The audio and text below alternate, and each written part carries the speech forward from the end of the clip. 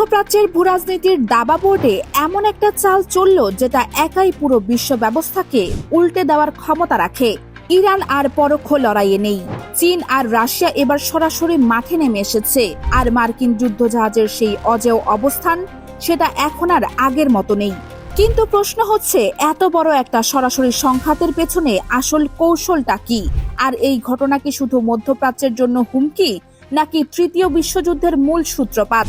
আর এখান থেকেই শুরু হচ্ছে আসল বিশ্লেষণ। গত রবিবার লেবাননের দক্ষিণাঞ্চলে ইসরায়েলি বিমান হামলায় সাধারণ নাগরিক নিহত হওয়ার পর থেকেই পরিস্থিতির গতিপথ বদলে যায়। তেহরান আর কোনো প্রতিক্রিয়া দেখায়নি, তারা বেছে নিয়েছে সরাসরি সামরিক জবাবের পথ। ইসরায়েলের অত্যাধুনিক রাডার সিস্টেমকে বুট দিয়ে আইআরজিসির ব্যালিস্টিক ক্ষেপণাস্ত্র এসে পড়ে উত্তর ইসরায়েলের একটি অত্যন্ত গুরুত্বপূর্ণ রণকৌশলগত বিমান ঘাঁটিতে। স্যাটেলাইট ইমেজ আর সামরিক সূত্রগুলো বলছে, ঘাঁটিটার রানওয়ে, হাঙ্গার আর মূল অবকাঠামো এমনভাবে ধ্বংস হয়েছে যে সেখান থেকে এখন আর কোনো বিমান উড়ানো সম্ভব নয়। কিন্তু এখানেই বিষয়টা আরো জটিল হয়ে যায়। ইসরায়েলি প্রতিরক্ষা বাহিনী বা আইডিএফ এই ক্ষয়ক্ষতির যে তথ্য দিচ্ছে সেটা মূল ঘটনার একদমই ছোট একটা অংশ। নিরাপত্তা মহলের ভেতরের খবর বলছে, এই হামলায় ঘাঁটিতে দায়িত্বরত অন্তত 20 জন ইসরায়েলি সেনা নিহত হয়েছে। আইডিএফ এই তথ্য ধামাচাপা দেওয়ার চেষ্টা করছে ঠিকই, কিন্তু ভেতরে ভেতরে তেল আবিবের সামরিক কমান্ড এখন চরম বিপর্যয়ের মুখোমুখি। এরপর সামনে আসে আরো ভয়াবহ একটা তথ্য, হরমুজ প্রণালীতে মার্কিন যুদ্ধজাহাজগুলোর উপর ইরানের আকস্মিক ড্রোন আর মিসাইল হামলা।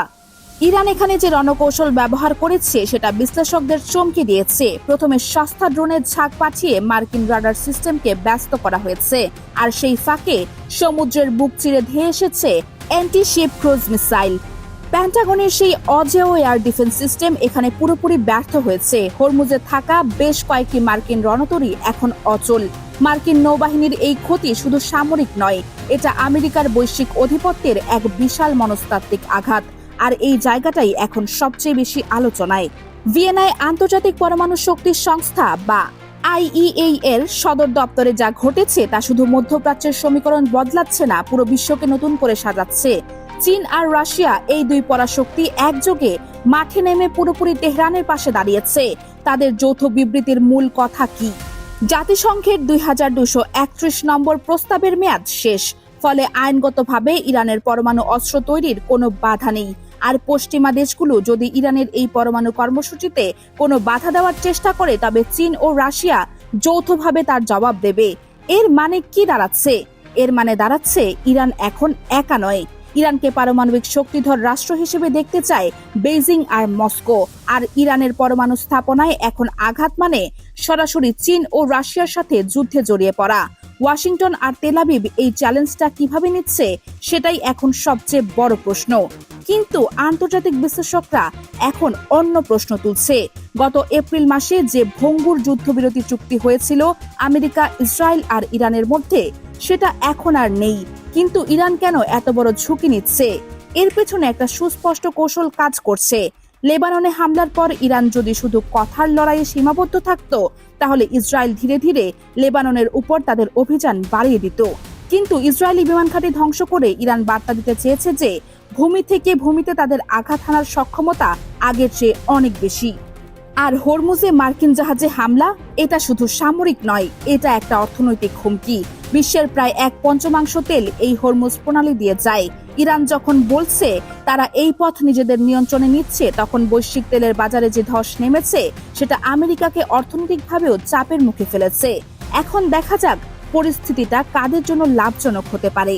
ইরান অবশ্যই এই মুহূর্তে সামরিকভাবে নিজেদের শক্তি প্রমাণ করছে, কিন্তু আসল লাভজনক অবস্থানে আছে চীন আর রাশিয়া। ইউরোপ আর আমেরিকা যখন ইউক্রেন ইস্যুতে রাশিয়াকে আর প্রশান্ত মহাসাগরীয় অঞ্চলে চীনকে ঘিরে রেখেছে, ঠিক তখনই মধ্যপ্রাচ্যে এই নতুন অক্ষ তৈরি হওয়ায় ওয়াশিংটনকে দুই ফ্রন্টে শক্তি প্রয়োগ করতে হতে পারে। এর প্রভাব সাধারণ মানুষের উপর কি পড়বে? সবচেয়ে আগে পড়বে তেলের দামের উপর। যদি হরমুজ প্রণালী কোনোদিন সম্পূর্ণ বন্ধ হয়ে যায়, তাহলে সারা বিশ্বে জ্বালানির সংকট দেখা দেবে, আর এই সংকটের বোঝা শেষ পর্যন্ত চাপবে সাধারণ ভোক্তাদের উপরই।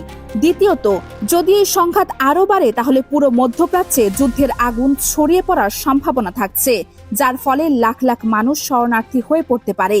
পরবর্তী কয়েকদিন পরিস্থিতি কোন দিকে যায় সেটাই এখন সবচেয়ে বড় প্রশ্ন।